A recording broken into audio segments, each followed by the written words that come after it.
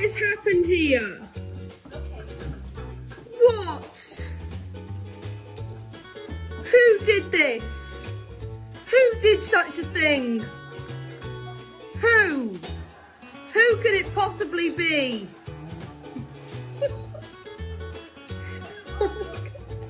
What did you do?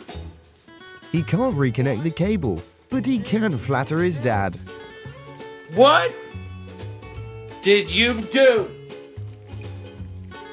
A whole bowl of popcorn, or like half. What happened to it? Looking at his averted eyes, you don't even need to ask who the culprit is. Did you? Maggie. What happened to the popcorn? Maggie.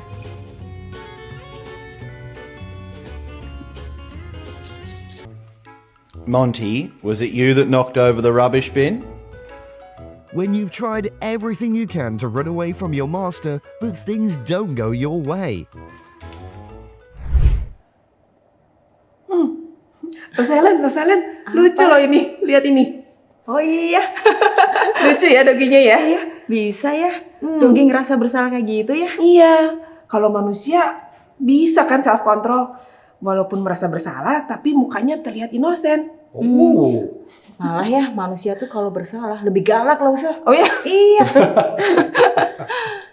Seperti si abang ini nih, sudah bandel, diingetin baik-baik oleh petugas, malah marah-marah dan mengeluarkan kata-kata tidak pantas.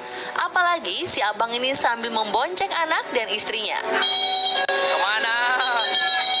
Kejadian di Cimindi, Kota Cimahi ini terjadi pada 30 November 2019 lalu. Bayangkan saja pemirsa, si pemotor nekat menerobos palang pintu kereta dan hendak putar balik di atas rel. Padahal saat itu palang sudah tertutup, yang artinya kereta akan segera melintas. Nyawanya 9 ya Pak. Dan bukannya mengakui kesalahannya, si bapak malah marah-marah saat diingatkan petugas. Wele-wele Pak, gak sayang nyawa diri sendiri dan anak istri apa? Nah, Lasa, itulah kelebihan manusia dibanding dengan hewan. Manusia itu punya rasio, ya, dan terkadang digunakan untuk sesuatu yang salah. Contohnya, digunakan untuk memanipulasi perasaannya sendiri. Jadi membangun argumentasi-argumentasi untuk pembenaran diri hingga akhirnya bisa merasa tidak berdosa. Padahal Rasul Paulus dalam firman Tuhan di dalam Roma 3 ayat 24 ayat 23, Rasul Paulus tuh menjelaskan bahwa semua manusia telah jatuh ke dalam dosa dan kehilangan kemuliaan Allah. Maksudnya apa? Artinya apa? Semua manusia, ya, tanpa terkecuali. Dari yang paling muda sampai ke paling tua, semuanya telah jatuh ke dalam dosa. Nah, ini bicara tentang natur sebenarnya, ya. Natur manusia sebagai ciptaan Tuhan yang ketika dilahir pun sudah lahir di dalam dosa. Jadi bukan tindakan, ya, bukan nunggu bertindak berdosa dulu, tapi semenjak lahir pun kecenderungan hatinya itu adalah kecenderungan hati yang berdosa. Iya sih, bener juga sih Lause. Manusia kan semua berdosa ya, tapi nggak semua sadar loh Lause kalau mereka berdosa. Benar. Memang betul loh Sir. Banyak orang berpikir bahwa mereka tuh oke-oke aja. Saya kan orang biasa, bukan penjahat loh. Bahkan saya suka beramal, suka memberi. Tapi mereka nggak nyadar kalau mereka tuh berdosa loh Sir. Nah, ya, itulah manusia, ya. Banyak pembenaran dirinya. Nah, seringkali tidak menyadari atau bahkan menolak fakta bahwa mereka tuh butuh pengampunan dosa. Sebagai orang Kristen kita percaya bahwa Tuhanlah, ya, Tuhan Yesus yang mengampuni dosa. Bahwa kita butuh Tuhan Yesus untuk menyelamatkan kita dari hukuman atas dosa.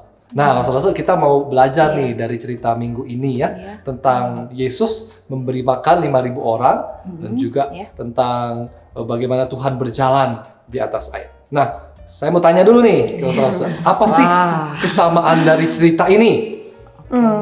Apa ya? Langsung. Apa ya?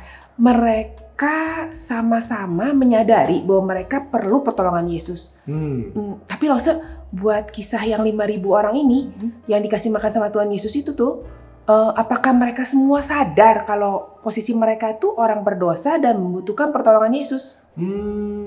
Bagus nih, pertanyaan bagus. Bisa iya, bisa juga tidak sebenarnya. Ya, tapi jelas mereka berbondong-bondong datang ya mengikuti Tuhan Yesus karena mereka itu tertarik dengan mukjizat-mukjizat yang Tuhan Yesus lakukan sebelum-sebelumnya dan juga dengan pengajaran-pengajaran Tuhan Yesus ya, pengajaran-pengajaran yang benar-benar anti mainstream, berbeda banget dengan apa yang mereka itu dengar pada waktu itu.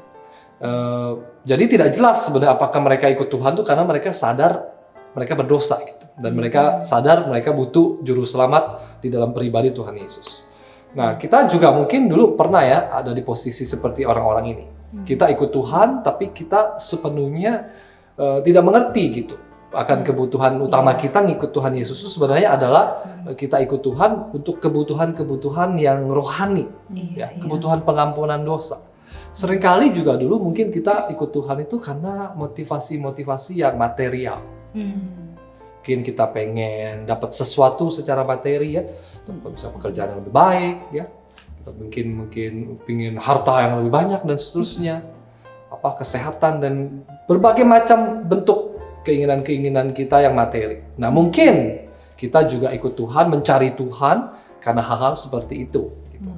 Nah, jadi harusnya kita itu sadar bahwa pertama-tama kali kita cari Tuhan bukan untuk kebutuhan-kebutuhan materi, tetapi yang terutama, paling penting adalah kebutuhan-kebutuhan rohani. Dan yang terpenting adalah pengampunan dosa sebenarnya. Berarti selain kita harus sadar posisinya kita sebagai orang berdosa, kita harus tahu ya Los ya, motivasi ikut Yesus yang benar itu seperti apa ya Los? Iya, benar. Iya sih, betul Los. Tapi orang-orang yang ikut Yesus itu aku pikir bisa aja sih Lause, motivasinya itu ingin dikasih makan atau ingin mendengar penjelasan pengajaran baru.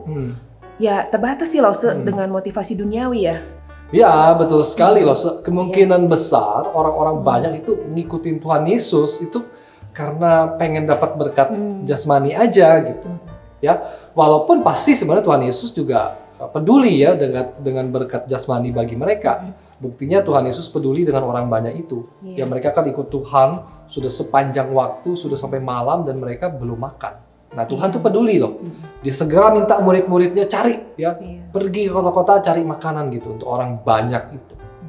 Ya padahal dia udah tahu sebenarnya murid-murid tidak akan bisa mengumpulkan segitu banyak makanan ya, tapi hatinya itu begitu peduli ya dengan keadaan-keadaan mereka, kebutuhan-kebutuhan jasmani daripada orang-orang itu ya. Dia bahkan ingin para muridnya tuh punya hati yang sama. Makanya dia suruh para muridnya untuk cari makanan.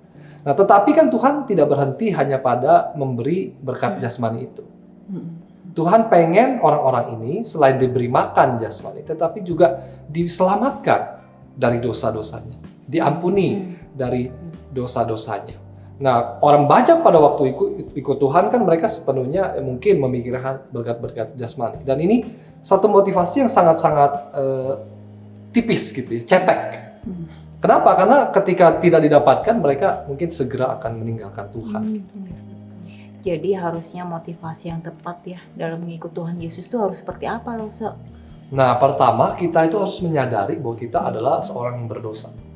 Ya, dan upah dosa itu adalah maut seperti Paulus sampaikan di Roma 6 ayat 23. Dan karena hanya kasih karunia Allah, kita itu bisa diselamatkan di dalam Yesus Kristus. Nah, itu harus kita jadikan motivasi utama kita. Bahwa kita butuh Tuhan Yesus untuk pengampunan dosa kita. Dan tidak ada jalan lain bagi kita untuk menerima keselamatan selain di dalam Tuhan Yesus dan pengorbanannya di atas kayu salib. Ya. Dan yang lain itu, berkat-berkat jasmani, berkat-berkat materi, itu akan ditambahkan. Ya, ditambahkan. Jadi jangan terbalik gitu. Kita kejar yang materi, yang jasmani, tapi kita lupa kita butuh berkat rohani, berkat keselamatan. Berkat keselamatannya kita kejar dan kita dapatkan terlebih dahulu dengan percaya kepada Tuhan Yesus, dan berkat roh materi itu akan ditambahkan oleh Tuhan bagi kita karena Tuhan tahu kita juga butuh begitu. Betul. Penerapan untuk pelajaran di kelas minggu ini apa ya Lause? Nah, saya rasa fokus pengajaran kita kembali kita menekankan keadaan keberdosaan manusia kepada anak-anak. Dan kebutuhan utama bagi seorang manusia itu untuk mengikut Tuhan Yesus, yaitu apa? Pengampunan dosa dan keselamatan. Ya, kita harus mengingatkan kembali kepada anak-anak bahwa tanpa Tuhan Yesus, kita itu akan dihukum oleh Allah atas dosa-dosa kita. Nah, terakhir kita juga mesti ajak nih anak-anak untuk selalu bisa bersyukur dalam hidupnya. Bersyukur karena sudah menerima anugerah pengampunan daripada Tuhan Yesus, ya. Dan juga hidup di dalam pertobatan. Jangan karena sudah diampuni akhirnya ya udah bebas melakukan apapun gitu. Terserah saya lah, saya mau hidup dalam dosa dan seterusnya. Enggak. Bagi seorang yang sudah menerima pengampunan, menerima keselamatan, kita harus menjaga kehidupan kita sedemikian rupa supaya kita benar-benar hidup ya, mengerjakan keselamatan kita, mensyukuri keselamatan kita dan memuliakan Tuhan melalui kehidupan kita. Begitu. Terima kasih loh Saudari buat penjelasan firman Tuhan hari ini. Ya, sama. Kita jadi diajar untuk mengerti apa arti keselamatan dari Tuhan, pengampunan dosa dari Tuhan. Thank you banget Lause. Sama-sama Lause. Thank you loh Lause Dedi. Ya. Thank you juga untuk Lause-Lause dan parents yang sudah menyaksikan podcast ini. Tuhan Yesus memberkati. Bye. Bye.